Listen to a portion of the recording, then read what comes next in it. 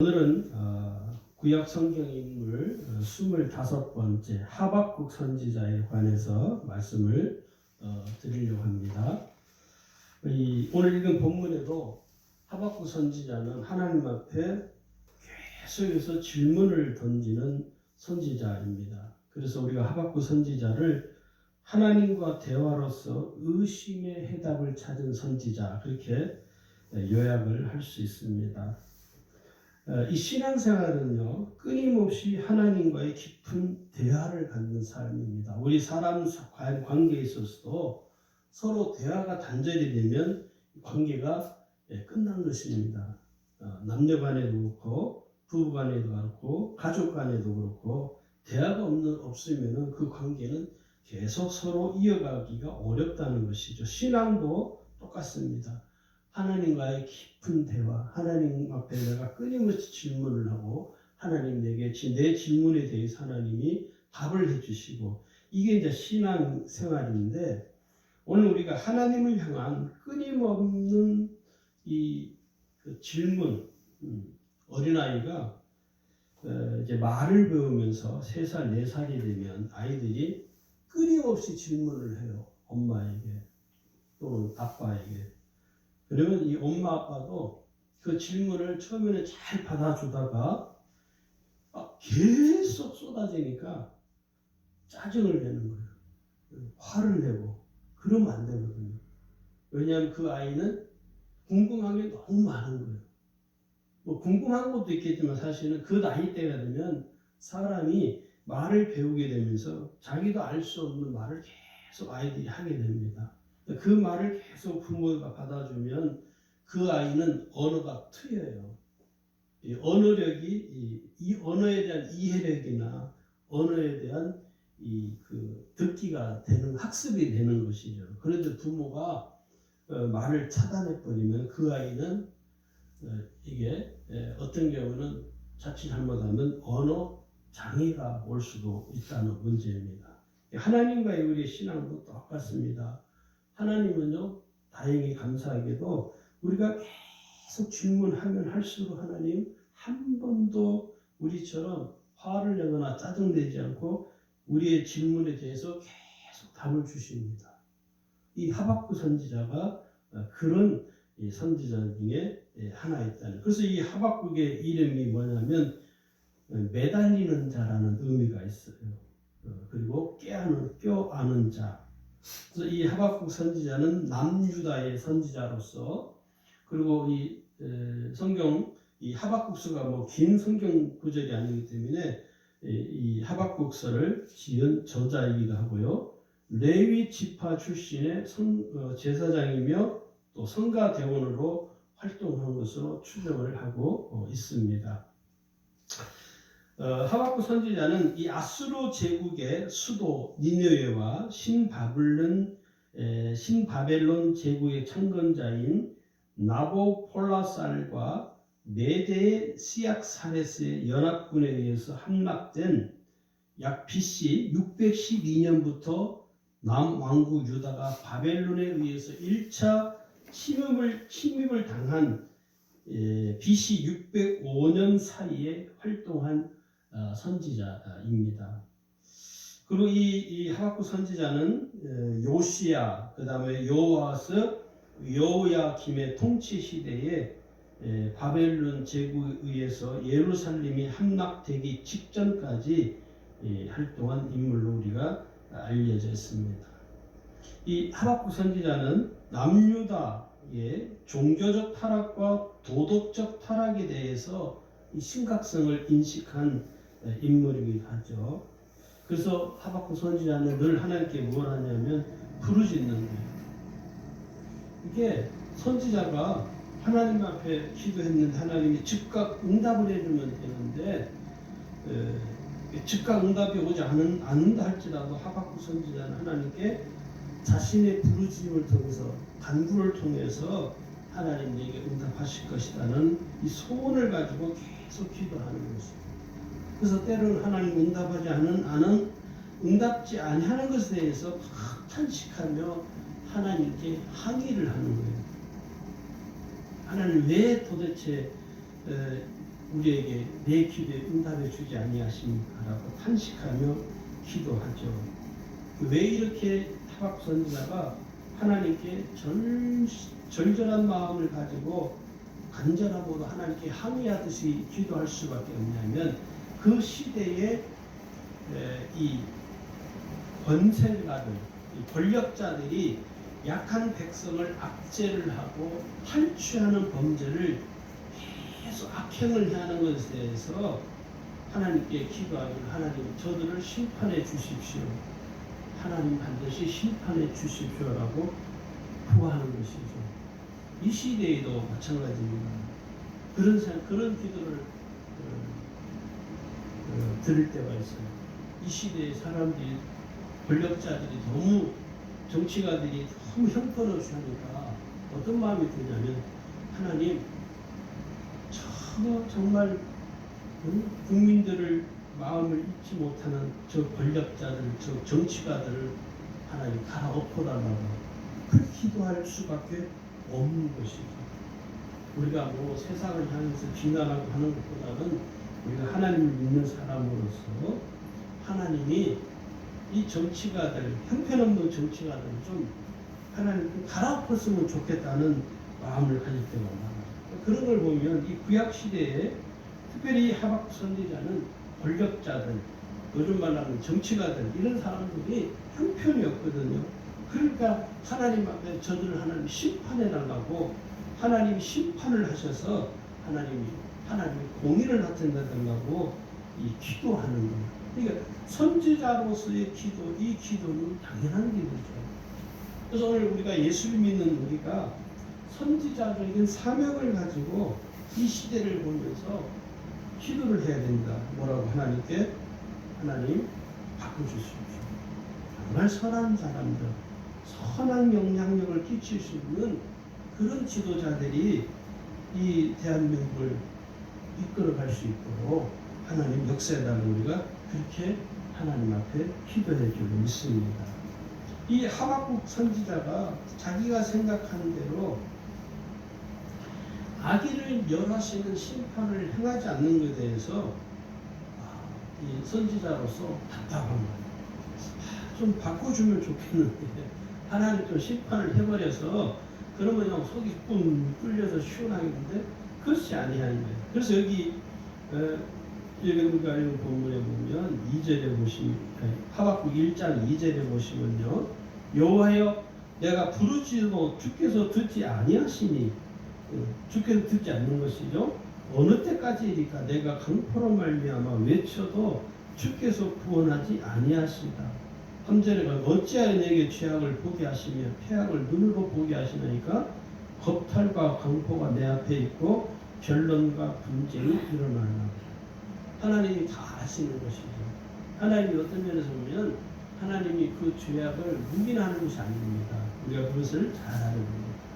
지금 이 대한민국에서 일어나는 모든 악한 것들과 강포한 폐악한 일들이 하나님이 그냥 내버려 두는 게 아니라는 것을 잘 이해를 해야 됩니다. 그리고 하나님이 하박국 1장 5절 11절에 가면 하나님이 하박국 선지자의 기도에 응답을 하시는데 이렇게 응답을 하시죠. 5절에 보면 여호와께서 이르시되 너희는 여러 나라를 보고 또 놀라고 또 놀랄지어다. 너희의 생전에 내가 한 가지 일을 행할 것이다. 누가 너에게 말할지라도 너희가 믿지 아니하리라. 자신의 부르짖음에 하나님께서 기도의 응답이 없음을 인하여 불평하는, 이 불평이 하나님을 다 원망하는 그런 불평이 아니라 이 하박국 선지자의 향에 대해서 하나님께서는 그의 생전에 예언의 말씀이 성취될 것을 하나님이 이 하박국 선지자에게 말씀하는 것이죠. 그래서 이 남유다에 대한 심판을 하나님이 경고하고 계시는 것입니다. 그래서 하나님께서는 이 하박국 선지자의 기도를 들으시지 않는 것이 아니라 하나님께서 심판하시는 그 심판의 때가 정해져 있다는 것입니다. 우리가 그것을, 그러니까 우리가 원하는 시간, 우리 인간이 원하는 그 타임이 아니라 하나님이 원하시는 그 때가 있어요. 그 때가 언제인지 우리는 알 수가 없죠. 왜냐?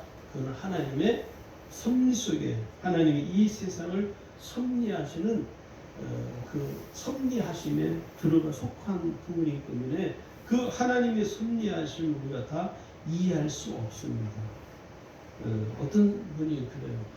하나님이 이 세상을 섭리하시는 것을 우리가 다 알 수 있다면, 그러나 하나님이 이 세상을 섭리해 가시는 그 모든 그 일들을 우리가 다 이해할 수 없습니다. 단지 깨달아갈 뿐이죠.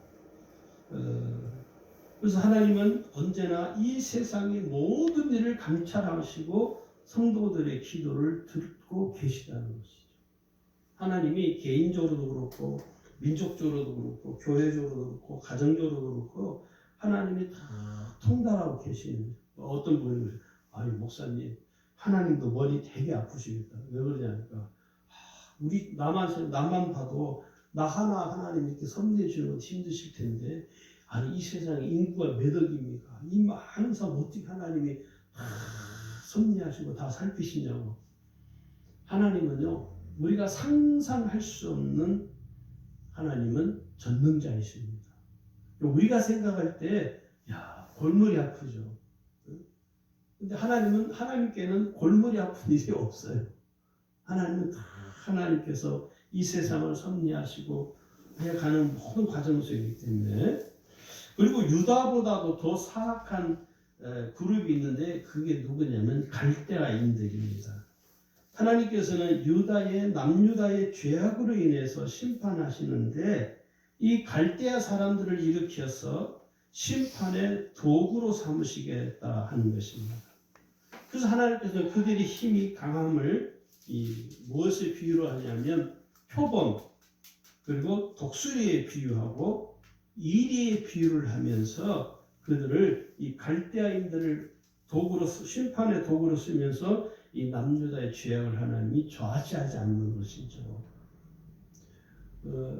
이거 참 조심스러운 이야기인데, 여러분 지금 우리 남한과 북한이 서로 대립되어 있는 이 구도가 어떻게 보면 우리가 생각할 때 그렇잖아요. 하나님 통일을 빨리 앞당겨 주시면 얼마나 좋겠나. 저는 다르게 보거든요. 이 남한이 너무 완악하니까 여전히 하나님이 남과 북을 대치 상태로 놔두는 거예요.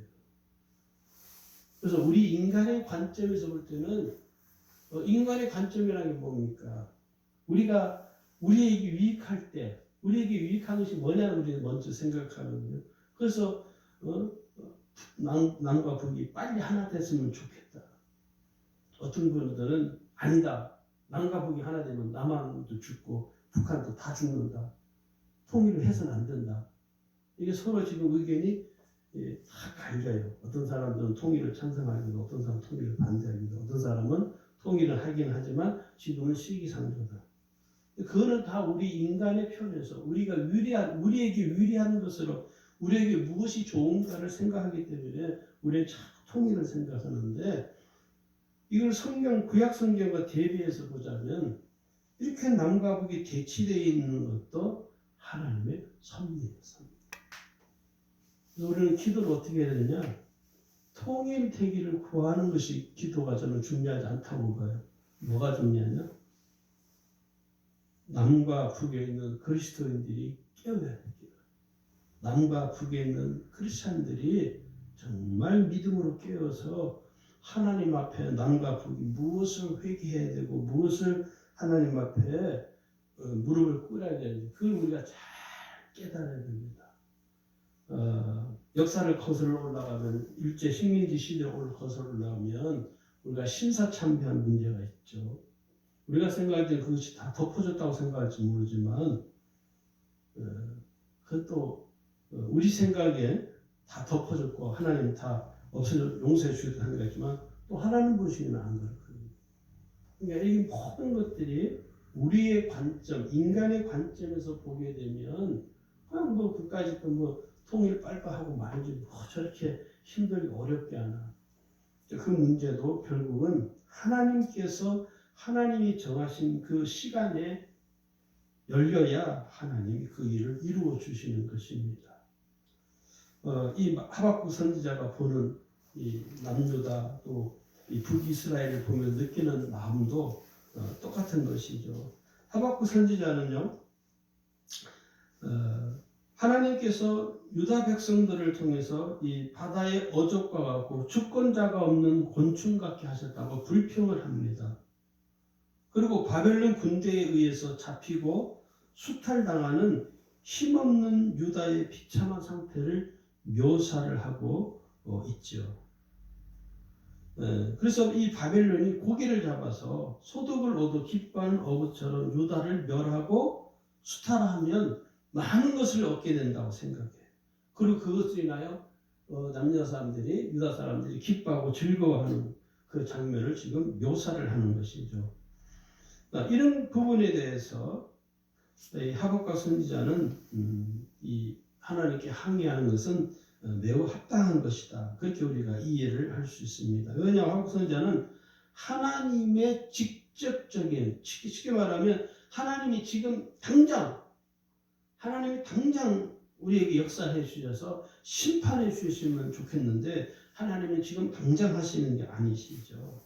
그래서 하나님께서 오늘 이 바벨론 제국들을 통해서 강대국들을 통해서 이 남유다를 계속 하나님께서 이 징계해 가해 가시는, 그리고 반드시 나중에 하나님이 심판할 것을 하나님께서 말씀을 하시면서 이 하박국 선지자의 항의에 대해서 하나님께서 바벨론을 내가 심판할 것이다 라는 응답을 주시기도 나중에는 합니다. 여기 보시면 하박국 1장 12절, 13절, 14절에 있는데 13절에 보시면 주께서는 능히 정결하심으로 악을 참아보지 못하시며 패역을 참아보지 못하시므로 어찌하여 거짓된 자들을 방관하시니 악인이 자기보다 의로운 사람을 삼키는데도 잠잠하시나이까. 주께서 어찌하여 사람을 바다의 고기 같게 하시며 다스린 자 없는 벌레 같게 하시나이까. 여기 이제 바다, 아까 말씀드린 이 하박국 선지자가 비유를 하는 것이죠. 이런 자들을, 이 바벨론 제국 이런 자들을 왜 하나님 심판하지 않냐고 계속 항의하는 것이, 거기에 대해서 하나님이 응답하시기를 하박국 2장에 가면 2장 2절 3절 4절에 보면 여호와께서 내게 대답하시되 너는 이 묵시를 기록하여 판에, 오늘 본문의 말씀이죠, 기록하라 명백히 새기라 그러면서 4절에 가면 보라 그의 마음은 교만하며 그 속에서 정직하지 못하나 의인은 그의 믿음으로 말미암아 살리라. 하나님이 심판하겠다 하는 것이죠. 그리고 불의에 임하는 저주가 이 하박국 2장 5절에서 20절에 기록이 되어 있습니다. 여러분, 하나님은 공의로운 하나님이십니다. 이 대한민국을 향한 하나님의 역사는 공의롭습니다. 저는 하나님이 공의로우신 하나님이라고 믿습니다. 그래서 여러분, 이제 4월달이면 총선이 있죠. 이 총선을 보면 하나님의 공의를 좀 알 수 있다고 봐요. 그래서 우리가 4월 15일이 총선인데 기도를 많이 하셔야 됩니다. 하나님, 이번 총선을 통해서 하나님의 공의가 이 대한민국에 나타나도록. 이제는 고등학교 3학년도 투표를 할 수 있다고. 이게 지금 어떻게 될지 모릅니다. 고3 아이들 숫자가 200명이 아니기 때문에 그 아이들의 마음이 어디로 향할지는 아무도 예측할 수 없죠. 처음으로 이 투표를 하는 부분이기 때문에. 그래서 투표하는 사람이 더 많이 늘어나는 것이죠. 그래서 특별히 우리가 그리스도인으로서 저 사람 예수 믿으니까 찍어주자 그러면 안 돼요. 그 사람이 하나님 보시기에 어떤 사람인가 우리가 잘 분별해서 이 총선을 통해서 하나님의 공의가 나타나도. 왜냐하면 너무 시끄러우니까. 대한민국 사회가 지금도 너무 시끄러우니까요. 머리가 아플 정도로 시끄럽죠. 그래서 그냥 저 같은 경우는 별로 관심을 안 가지려고 애를 씁니다. 관심 가져봐야 도토리 키재기고 거기서 그 사람이 그 사람인데. 근데 이번 총선을 통해서 그래서 투표를 꼭 해야 돼요. 투표 안 하는 사람들은 애국자는 꼭 투표를 해서 심판을 받게 국민들로 하는 거예요.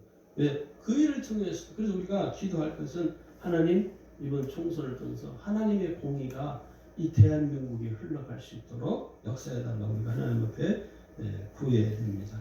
그 하박국 선지자는 아까 서두에 말씀드렸죠. 요즘 말로 말하면 성가대원, 아마 찬양을 하는 그런 인물로 추정이 되기도 하는 장면이 어디냐면 하박국 3장 1절에서 15절에 나오는데, 그게 이 하박국 선지자가 하나님께 드리는 찬양입니다. 1절을 보시면 기도라고 되어 있죠. 맞춘 하박국의 기도라. 찬양이죠. 찬양 하나님께. 그래서 2절에도 하나님 앞에 부흥을 위하여 기도하죠. 우리가 부흥을 늘 이야기할 때 이 성경 말씀을 많이 인용을 하죠. 이 수년 내에 하나님 우리에게 부흥을 주옵소서.